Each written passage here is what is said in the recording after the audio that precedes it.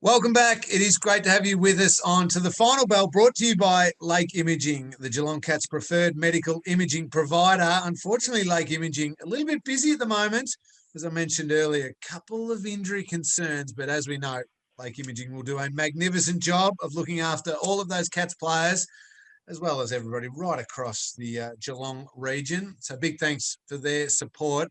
Lockie has kindly jumped aside for this segment and let me go one-on-one with one of my favourite people, a wonderful teammate, a man who played, I would say, very, very, very pivotal roles certainly in the 2011 Premiership and as a young bloke in the 2009 Premiership as well. He did run away to that other team up the highway that wore the black and white stripes, but we won't hold that against him because he did a wonderful job for them as well. But we love him in the blue and white hoops. I speak, of course, of Travie Varcoe.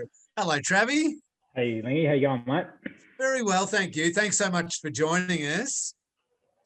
No worries. Thanks for having me on. Firstly, I was pretty stoked to get the message and just to see what we can conjure up here today. Well, we get to reminisce today. We get to talk, especially about the 2011 Premiership, given we are celebrating 10 years. We were supposed to be catching up this weekend at the Geelong St Kilda game. It looks like that's not going to go ahead with crowds not being allowed, which is a shame. But before we do start reminiscing, just tell the listeners out, and this is mainly Geelong fans, but footy fans as well, and obviously big Trav Varcoe fans. You finished up playing. You were a reality TV star briefly, but now you're back doing what you love in football. Tell the listeners what you're up to at the Western Bulldogs. Yeah, so lucky enough, I was been able to stay in the industry and continue on in the football with development coaching. So like I said, it wasn't something that I sort of targeted, but it just sort of just flowed on nicely. And there was a couple of things that I've always been interested in. One's youth, and the other part is development. So it was pretty much a dream job, really, when you chuck the footy mix into it. So I've got a good bunch, and they're a really young side, which is even better for me to learn the ropes and learn with these younger guys. So that's where I'm at the moment, and they're going along just nicely. Unfortunately for us Cats fans, they do loom as very, very dangerous this year, the Western Bulldogs. Didn't get the win on the weekend, but I'm tipping a Cats Dogs grand final, which would be massive. Of the players that we know well, are you working with any of those, or are there a couple hidden away that we're yet to see don the Dogs senior jumper, but you're very excited about? Yeah, obviously when you start naming names, Lingy, you know what it's like. You dig yourself a hole. So we've all got our favourites. Come on. Yeah. We've been lucky enough to play 41 of our squad. Obviously the medical staff is a bit of a contentious one where do you take that as a game or not, whatever, however you want to see it. But we've been lucky enough to I don't know how way you want to look at it. It's been unlucky through injuries that we've had to go through that depth, but it looks like it's sitting nicely for the Dogs. Post this season, 3-4 years, sort of having that sort of mindset looking ahead. But for me, I look after 4 boys. Lockie McNeil, I always loved the SA boys doing well. So. Got his chance to join us this year and in the last rookie draft, and young Ben Kavara, he's a bit more mature age, and he's been able to piece together some nice form in the VFL when we've had it on. Riley West, he son of a gun, so a very famous name at the kennel. Yeah, absolutely, and he's tracking along nicely. And young Buku Kamis, which is he was able to play a game this year, and an unbelievable story given where he's come from, South Sudan, and the journey to get to on a list, and then actually fight his way through and actually get to a senior game is quite phenomenal. So, well, they're in very, very good hands, Travi. I would imagine, because your journey was an interesting one too. To go back, you were drafted as a 17-year-old, as you mentioned, SA boy from Central Districts, pick number 15. Geelong fans will remember that draft well. 138 games for the Cats, 130 goals, 92 games for the Pies and 41 goals. But drafted as a 17-year-old, you would have a real clear understanding of what it takes as just seriously just a kid to walk into a place and look around and see some incredible names, incredible players, and the shock of, oh, wow, this is such a professional system. What do I need to do to get better? Yeah, I think you just hit it on the head there, Ling, that I was a kid, like, and I think when you get chucked out, everyone, and especially these days, and it's not as it wasn't as much heat on it as what it was when I started, but the social media aspect, the accessibility for these kids now is just through the roof. So trying to juggle that way growing up really is quite a difficult thing. And I was lucky enough to join such a team that was sort of building and had a lot of older players around, and I was very, very thankful. And I guess timing's everything, but Matty Stokes for me was did a bit of his time in SA, Indigenous man himself, and I was able to take a little, get in the slipstream of him, and be able to follow that part of it. But the boys, welcome anyone really with open arms, and how much you want to buy into that is up to the individual themselves. And I was just lucky enough to land in such a sweet spot when you look back in hindsight, to be able to grow, make mistakes along the way, and you boys put your arms around me, guided me in the right way, showed me the right way to play footy, and looking back at it now and seeing the system, or 3 different systems, it was a pretty special one, mate. Oh, well, that's very nice to hear. You were certainly a huge part of that system, and your dedication to the selfless aspect of football on the field was something that always stood out to me. Someone who was always prepared to work hard to put pressure on the opposition, to cover for a teammate, to work across, to make that extra outnumber, to all of those things that often go unrewarded. Also involved in some of the most memorable moments in the Geelong Football Club history. Before we get to 2011, one of the incredible moments in the Geelong Cats history, the 2009 grand final, the famous toe poke of Matthew Scarlett. Toe pokes it across to Gaz. Gaz, the long kick inside forward 50, the big pack and the big contest. Chappie kicks the goal and everyone's celebrating. But who was the man who was dishing it out to Chappie, doing all the hard work at the bottom of the pack? Yeah, mate, there's so many things that build up to that. And like I said, the process of it actually getting down there, I think when we think about that play, I reckon the game gets made up of these little moments. Not that it comes down to any moment to win or lose the game, but there's things that stand out. And for me, it was Stevie's switch kick into the middle. Oh, mate, I had my heart in my mouth more. Yeah. So when you think about all these little things, so for me, that part, obviously I was got to dish it out to Chappie, which was, one of my highlights of my career, to, pretty much put us in front, and, we'll just hold on for dear life from there. But high risk, high reward, mate. It's actually, it's phenomenal to one, see it, but then 2, to go after it. If it bounces the other way and St Kilda get it, who knows what happens there? It's not to say that, we don't get a centre clearance and kick goal. We don't know what happens, but the actual, the courage that it actually takes, for me, that was the bit that I remember the most. And like I said, you're going, oh no, am I going to have to get my runners on here and chase it down? I probably wouldn't get there, but luckily enough for us, Scarlo was able to I think that made ESPN, didn't it? I think it might have. And yeah, so that was a brutal game of football against Oh, a brilliant team in St Kilda. And I just remember it feeling after that game the most bashed up, most sore I've ever been in my whole career. You played a pivotal role in that, but you were still a kid then. You talk about being a kid when yeah. you got drafted. So we're talking your first season is 2006.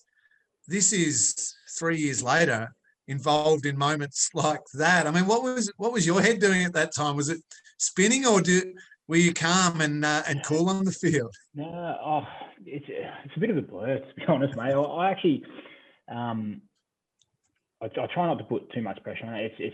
And Jimmy Bartell, we always had this thing about, it's just like juniors, but it's just a bigger crowd.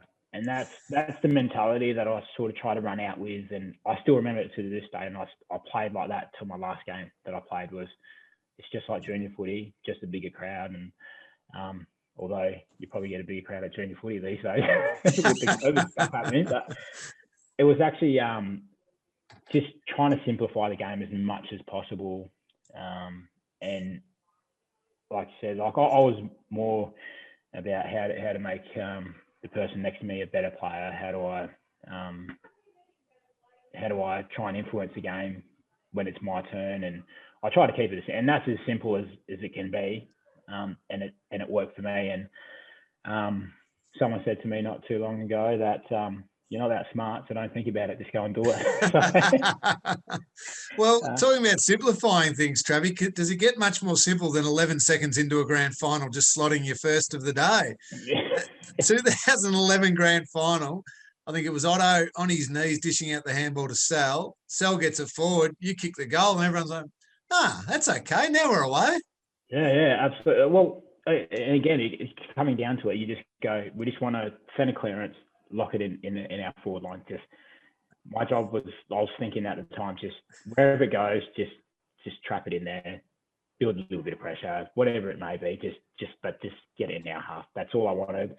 But to actually get a clean look at it like that, you're thinking, geez, this is Christmas. Like, but like I said, it's always good to start off really well and get us off on the right foot. But that's 11 seconds or whatever it was into 120 minutes. So it's an etch in that game. But, well, you did back it up with a second goal straight away as well, which was very nice. What tell us or tell the listeners what that feels like, because I know that as much as you try and stay calm, and I was the same as you, simplify it back to what I do really well for the team. Just a couple of basic things. The bigger the game, the more simple you need to make it. But it is huge, and you know it. And deep within you, you know that it's massive, and you want to get yourself involved in the game early. You almost want to get hit early or lay a tackle early or get your hands on the footy early just to feel like you're in the game. But to then go bang, bang and 2 goals under your belt, are you feeling bulletproof and unbelievable at that stage, or is it just such a blur that you're back to whatever the job you need to do?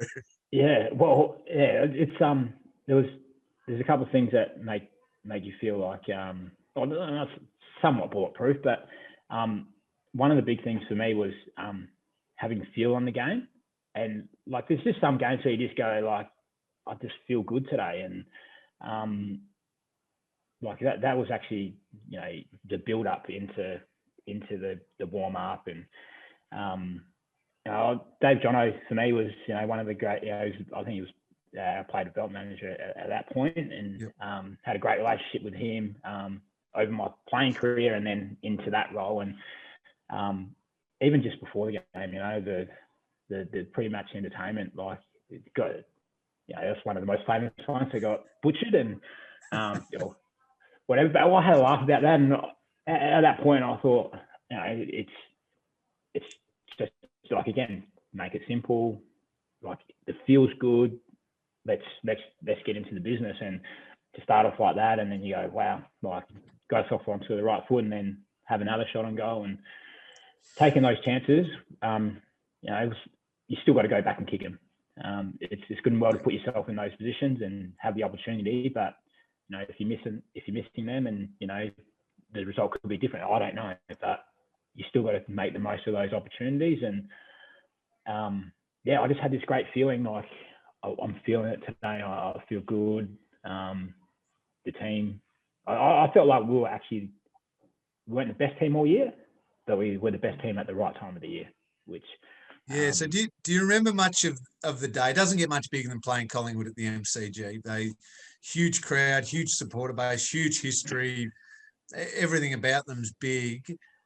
We got off to that great start, but they came and they had genuine momentum and had control of the game for periods through the middle couple of quarters. Do you remember those middle? We're going to wait till the end before we talk about that other goal that you kicked, one of the most superb in history. But those middle couple of quarters, what are your memories of those and the way that the game had shifted? Yeah. So again, there's a couple of standout moments. That there's the Bomber Wojcinski tackle, which he had no right of getting it, and he gets the hold. Well, not hold, but I think he far bottom ends up holding on to him, and he gets the free kick. Probably shouldn't even be in the play. Makes the play. Yep. And Bundy's mark. Yes, out on the far wing. Yeah. So those things are like, geez, I don't want to miss out on this. Not that you try and outdo each other, but they're the moments that you go, boys, come on, jump on our back. Let's go. Like everyone had their moment throughout the game. And were you sensing at any stage, I mean, not so much the second quarter because they probably had it on their terms, but third quarter, were you sensing at all that we were going to break them? No, I always found that Collingwood, Hawthorn, Sydney, the teams when we were down at the Cats, and they were the three teams that you thought, I am going to be very, very sore on Monday, and it's actually going to be, it could be the last 2 seconds of the game that we break them, but I definitely know it's going to go all the way. So you feel good, but you're very on edge and wary with those teams, just because they were able to, sometimes match it with us, sometimes get the momentum and wrestle it, and whether they kept it for 5 minutes, 10 minutes, 20 minutes, but they could damage you a lot in that time. So it was very. Hawthorn and Collingwood in particular that you're talking about there, they could score too, couldn't they? When you looked around that Collingwood team, it was, well, what if Swan gets going? What if Pendlebury gets going? Dane Beams gets going, Steele Sidebottom, Daisy Thomas. What if Cloak lights up again? Yeah. What if Andy Cracker keeps taking hangers and all that? There was that Alan Didak. There was always this scary threat of, if we let up for 5, they're going to kick 4 in 5. Yeah, absolutely. That's the beauty of footy, I guess, with the momentum swings. As much as you don't want that to happen, you're not going to flick a switch and regain that. But I felt like we had that as well, and it's just that playing a game of chess. Just it's who's going to blink first, and fortunately for us, we finished the job off on that day. I want to ask about, because I was talking with Lockie before about one of the, in my eyes, and I still don't think it gets enough credit outside of Geelong circles, one of the greatest goals in grand final history, in my eyes. Involved deep in defence, involved again on the wing, and then when the handball gets presented out to you inside forward 50, you kick a left foot across your body on the run like you're just having a relaxing kick of the footy with your mates. It looked that calm, and you just jogged 10 metres and slotted it, but you ran the entire length of the ground. Talk us through it. Can you remember, other than watching it back, can you actually remember being in the moment each of the ways down the ground? Yeah. So, yeah, that actual contest in the back 50, so I think, I'm pretty sure I competed against Alan Tuvey, if I remember correctly. And Alan Tuvey for me was one of the hardest players I ever played on. And I remember it just going up in the air, and I was like, oh my gosh, like you just have to go, like this just is go. And hurt. if you get hurt, you get hurt. But you'd rather the pain of that than pulling out of the contest. So just went, stuff it, just go and see what happens from it. And from there, it was, I don't actually really remember the actual passage through the wing until a couple of months later. Sat down with the old man because he wanted to watch it, and he thought, oh, geez, that was actually a half decent effort.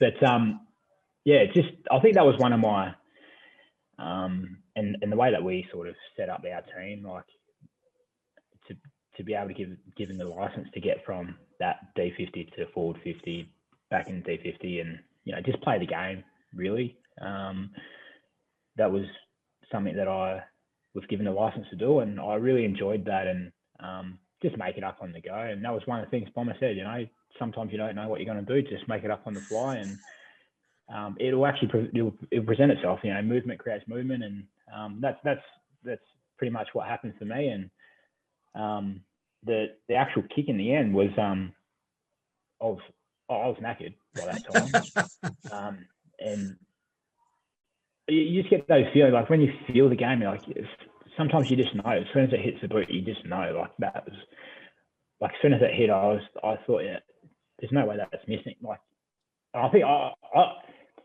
don't even think I looked at it. All I remember is just the roar of the crowd, and then all of a sudden I had about 100 kegs on the back of me, and I was thinking, what the hell's going on here? Is Jimmy giving Jimmy a piggyback down down back to the square? But like those things were, we see those on the big moments, but we don't see all the effort and time that goes into that. And Kenny Hinkley, for me, he poured so much time into me, and having me with so many of the fundamentals that that for me was almost, without loving yourself too much, that was just habit.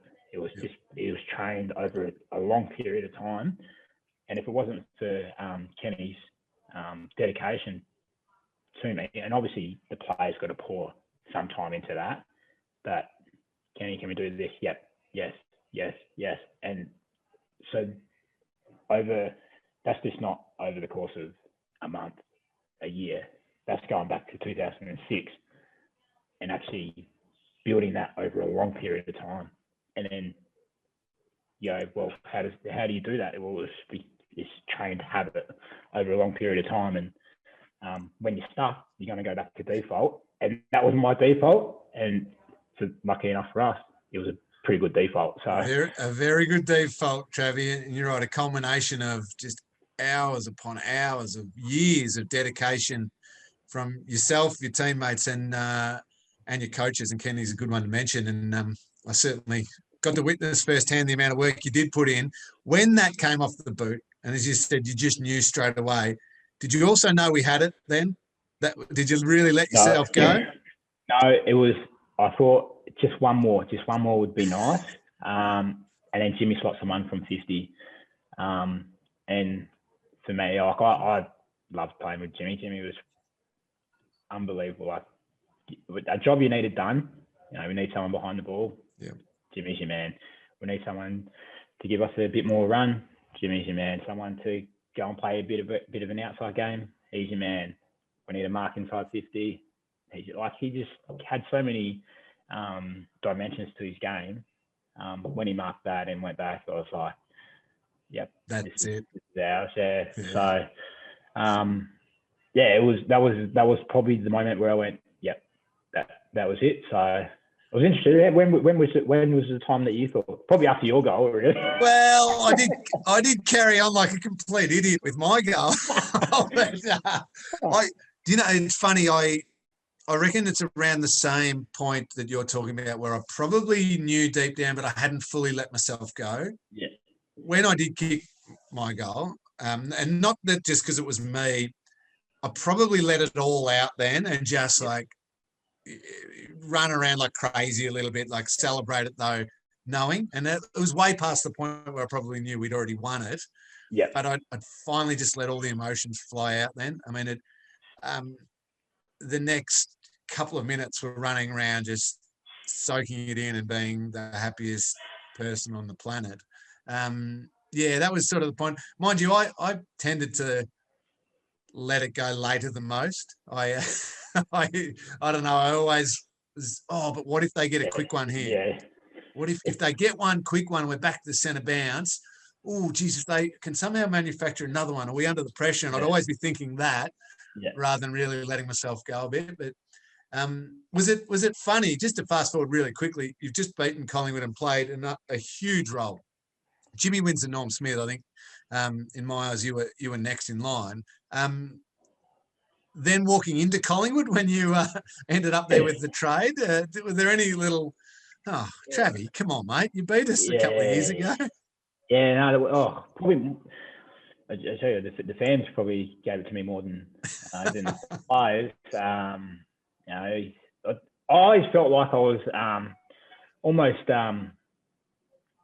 trying to make up for almost taking one away from them and trying to take one back there for him. So it was kind of like, and it was probably all in my head, and that was what I tried to every preseason sort of going back was, obviously everyone wants to play in a final series, a grand final, and they're bloody hard to make. But I felt like I always wanted to take one back to Collingwood. Not that, we're just the best team on the day, and but they did say that. But they did say though, they only lost 3 games for the year, and they were all to us. So we obviously just matched up really, really well. So I'm glad you mentioned that one, Travie. Yeah, I agree. One of them, they might have got a little unlucky when there wasn't an advantage paid. The other one, there is no doubt about that one. And of course, the grand final, you very nearly did take one back to Collingwood. In a thriller against West Coast. Unfortunately, came up short. You were very good again. Did you kick the first in that game as well? Yeah, I was lucky enough to do that again. So, mate, it was a sense of if you had like a sort of like a like a mirror image, it was almost not the same play, but almost same thing, breaking the paint and slotting one from maybe 40 meters out. Mate, as you retired, you can say 60 or 70 out if you want. Yeah, mate. Yeah, well, I think I took about 3 bounces down. But again, things that you remember from it, Will Hoskin Elliott, one of my greatest mates of all time, he gave me the handball. So that's the thing that I remember. So that was, as much as I loved kicking the goal, it was like, one of the brothers gave it to me, and he was so excited for me, and it was a good moment. That's the thing that I remember. Yes, you kicked the first goal, but the standout moment for me was I got it from one of your best mates that you played for with, and it's a pretty special moment.